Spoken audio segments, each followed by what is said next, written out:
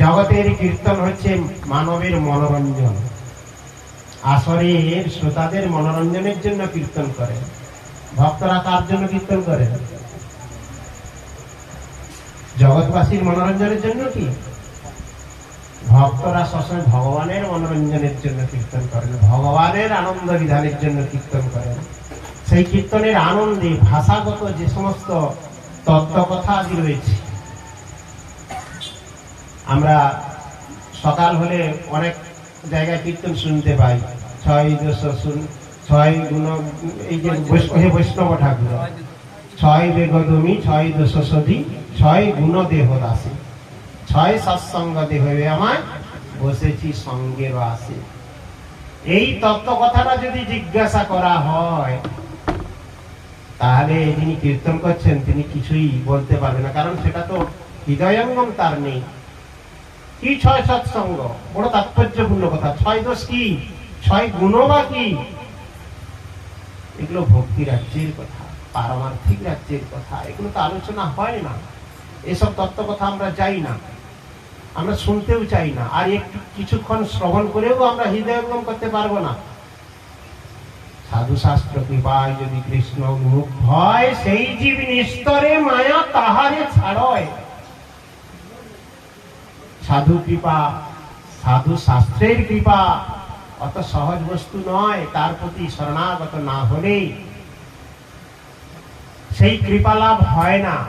আর সেই কৃপা লাভ হলে এই জগৎ থেকে তার কি যে আসক্তিরূপ জগৎ, আসক্তি মমতা থেকে আস্তে আস্তে মায়ার থেকে সে নিস্তার পেয়ে ভগবত রাজ্যে প্রবেশ করেন, ভজন রাজ্যে, চিন্ময় রাজ্য।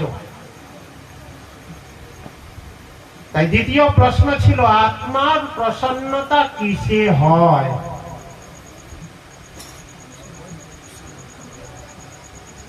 তৃতীয় নম্বর প্রশ্ন বলছেন বাসুদেব চরিত কথা কি?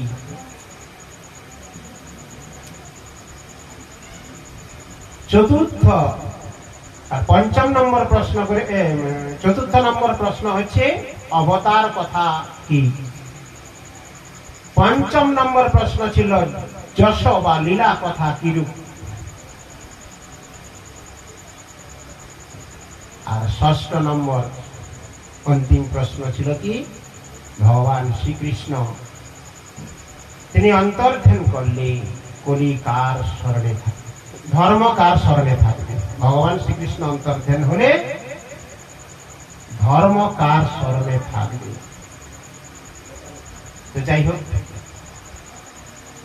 দ্বিতীয় প্রশ্ন যেটা বলেছিলেন আত্মার প্রসন্নতা, এই বিষয়ে কিছু আমরা শ্রবণ করি। আত্মার প্রসন্নতার কথা জানতে গেলে আগে আমাদের আত্মতত্ত্বের কথা জানতে হবে। আত্মা কি বস্তু? আত্মা সম্পর্কে কি বলেছেন? যে আমাদের মধ্যে সারাদিন যে আমি আমার এই কথাগুলো আমরা প্রয়োগ করছি, এই কথাটা আমাদের দেহের মধ্যে যে সূক্ষ্ম রূপে রয়েছেন তিনি কে? আত্মা।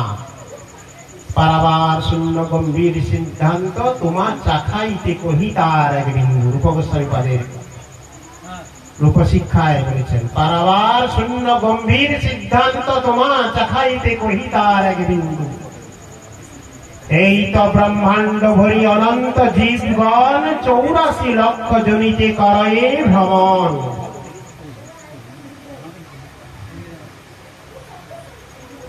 অনন্ত এই ব্রহ্মাণ্ডে অনন্ত জীবগণ রয়েছে, 84 লক্ষ জনিতে করে ভ্রমণ। আমরা এই সমস্ত জীব 84 লক্ষ জন্মে অহরহ পুনরপি জননম পুনরপি মরণম পুনরপি জননী জঠরে, জন্ম মৃত্যুর চক্রে সবাই ভ্রমণ করতেছি। কেশাগ্র শতেক ভাগ পুনঃ শতাংশ করি, তার সম সূক্ষ্ম রূপ স্বরূপ বিচার। এইখানে আত্মতত্ত্বের কথা বললেন। হরে কৃষ্ণ। কেশাগ্র শতেক ভাগ,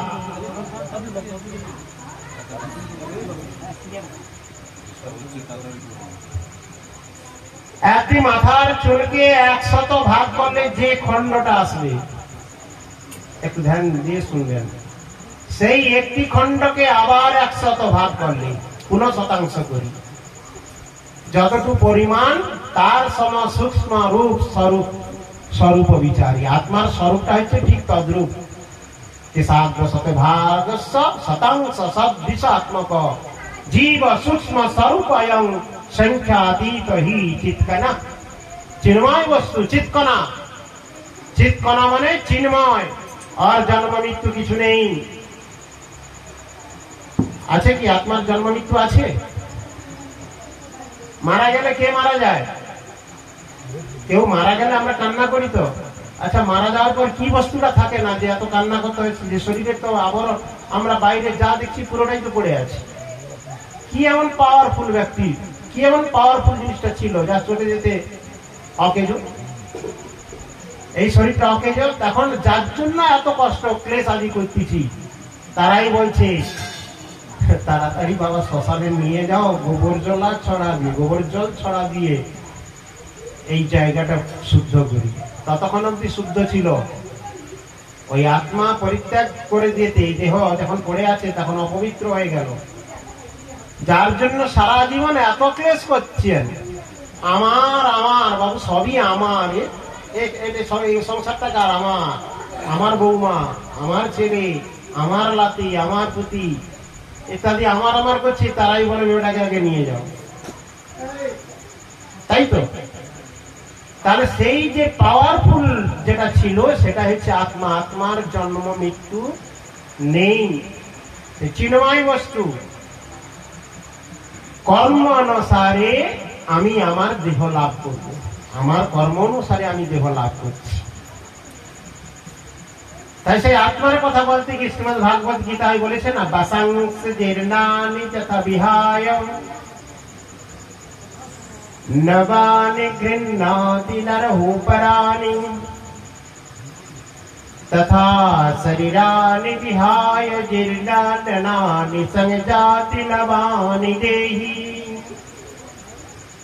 কি সুন্দর অমৃতেরময় কথা, তবু আমরা আত্মতত্ত্ব উপলব্ধি করতে পারছি না। আর যতক্ষণ না আত্মতত্ত্ব উপলব্ধি করব ততক্ষণ ভজন রাজ্যে আমাদের প্রবেশ হবে না। অনেকে আমরা হরি কীর্তন করি, অনেকে বৈষ্ণবদের পিছনে ছুটছি, অনেকে নাম সংকীর্তনকে ভালোবাসি। কেউ ব্যবসার ছলে হতে পারে, কেউ জীবিকার ছলে হতে পারে, কার রুচিতে আনন্দ লাগতে পারে, কিন্তু পারমার্থিক জীবন এত সহজ বস্তু নয়।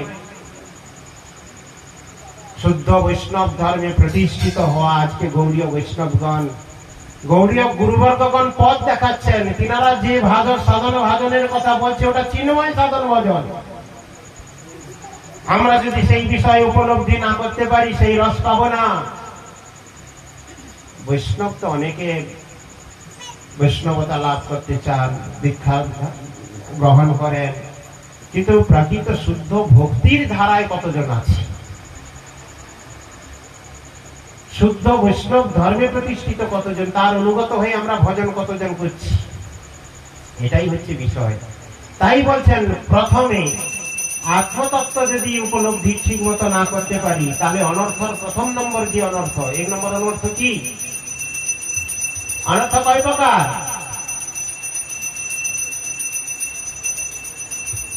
আমি বেশি তত্ত্ব কথায় যাচ্ছি না, কারণ বেশিরভাগই ভক্তরা রয়েছেন, একটু আলোচনা। অনর্থ 4 প্রকার। তার প্রথম নম্বর অনর্থটাই হচ্ছে আমাদের স্বস্বরূপে অপ্রাপ্তি। আমার যতক্ষণ না স্বরূপ উপলব্ধি হচ্ছে, আমি স্বরূপে প্রতিষ্ঠিত যতক্ষণ না হতে পারছি, ততক্ষণ হরি কীর্তন বা হরি ভজনের দিকে আমি যেতে পারবো না। তাহলে সেই স্বরূপ উপলব্ধি করতে গেলেই এই আত্মতত্ত্বে আসতে হবে। তাহলে ওই যে আত্মা বাসাংশ জীর্ণানি যথা বিহায়, শ্রীমদ্ ভাগবত গীতায় যেটা বললেন, এই দেহটাকে ঢাকানোর জন্য আমরা বস্ত্র পরিধান করতেছি তো, জামা কাপড় আদি পরি তো। ওই জামা কাপড়টা মলিন বা ছিঁড়ে গেলে কি করি? পরিত্যাগ করি তো, ত্যাগ করি তো, নূতন বস্ত্র ধারণ করি। বাসাংসে জীর্ণা ন যথা বিহায় নবানি গৃহ্ণাতি নরহ পরাণি। ব্যবহারযোগ্য কোন পোশাক হলে তাকে যেমন পরিত্যাগ করি, পরিত্যাগ করে নূতন বস্ত্র ধারণ করি, তাই তো। বাসাংসে জীর্ণানি যথা বিহায় নবানি গৃহ্ণাতি নরহ পরাণি তথা শরীরানি বিহায়। যখন ওই শরীরটা অকেজো হয়ে যায়, আর বাবা বয়স হয়ে গেল, আর পারি না, চোখে দেখতে পাই না, কানে শুনতে পাই না, কিছু করতে পারি না, মানে শরীরটা অকেজো হয়ে গেছে, হয়তো বয়স হয়েছে, বৃদ্ধকাল। প্রত্যেকটা জীবন চক্রের তো নিয়ম আছে। কৌমারং পঞ্চম আব্দাদং পৌগণ্ডং দশমাব্দি আসন শাস্ত্র কৈশোর যৌবন শততপরম। তারপরে তো বার্ধক্য, 1 থেকে 5 বছর। শাস্ত্রে কি বলেছেন? কৌমার বয়স। 5 থেকে 10 বছর পৌগণ্ড, 10 থেকে 16 বছর হচ্ছে কিশোর, কৈশোর বয়স, কিশোর কিশোরী বলা হয় না। 16 বছরের পর যৌবন বয়স আসে। তারপরে কি আসে? বার্ধক্য, মানে বলে যাওয়ার সময় হয়ে গেছে। ততক্ষণে হরি কীর্তনের দিকে কারো কারো একটু রুচি হয়। যখন ঝুনো নারকেল আর চলবে না কোনো কাজে, তখন বলে উড়া হয়ে গোবিন্দায় না, নাকি ভুল বললাম কিছু নাকি? গ্রামে যদি অল্প বয়সে কেউ ছেলে তিলকাদি করে যায়, শিক্ষাসূত্র ধারণ করে, প্রত্যেকেই তাকে টিটকারি করে। কি বলে বলুন তো? এর বাবা মা কি শিক্ষা দিয়েছে রে বাবা? ওর বাবা মাই যথেষ্ট শিক্ষা দিয়েছে, ওই সঠিক তথ্য জানে, সঠিক পথ অনুসরণ করেছে, আমরা করি নাই।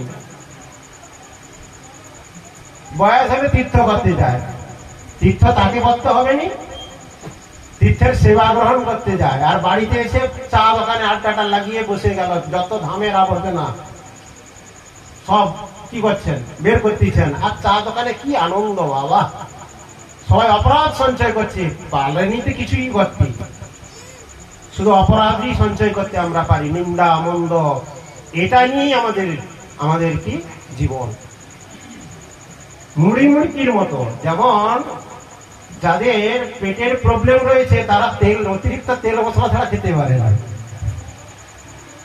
খাবে কি? তেল মশলাটাই তার রুচি, কারণ ওটাই তার সহ্য হবে না, ওটাই প্রয়োজন নেই তার, ওটাই চাই। সেরকম যে যত পাপী, যে যত অপরাধী, সে ততই নিন্দামন্দের মধ্যে ডুবে থাকে। তার মধ্যে যে আনন্দ তারা পায়, ওরে বাবা। তাই শাস্ত্রে কি বলেছেন? ভজনের বয়স একটা নির্দিষ্ট করেছে। শ্রীমদ ভাগবতে আছে না? কৌমার, কে বলেছিলেন? প্রহ্লাদ মহারাজ। কৌমার আচরিত প্রাজ্ঞ ধর্মান ভাগবতানিহ দুর্লভ মনুষ্য জন্ম তদৈব ধূপার্থদং। ভগবানের ভজন সাধন কৌমার বয়স থেকে করতে হয়। কৌমার মানে ওই 1 থেকে 5 বছরের মধ্যে আরম্ভ করতে হবে। বয়সকালে ভজন করে বৌমার বেটাকে দোষ দিয়ে লাভ কি? অবশ্যই পারবে। তার গর্ভে যখন সে আসছে, তখন থেকে যদি হরি কীর্তন শেখানো যায়, একটি শিশু সংস্কারটা কোথা থেকে পায়? কে বলেন প্রশ্নটা? আপনি করেছেন? আপনার কি আশঙ্কা রয়েছে যে পারবে না? ধ্রুব মহারাজ কত বছরে ভজন করেছিলেন? প্রহ্লাদ কত বছরে ভজন করেছিলেন? আপনি শ্রীমদ ভাগবত অধ্যয়ন করেছেন?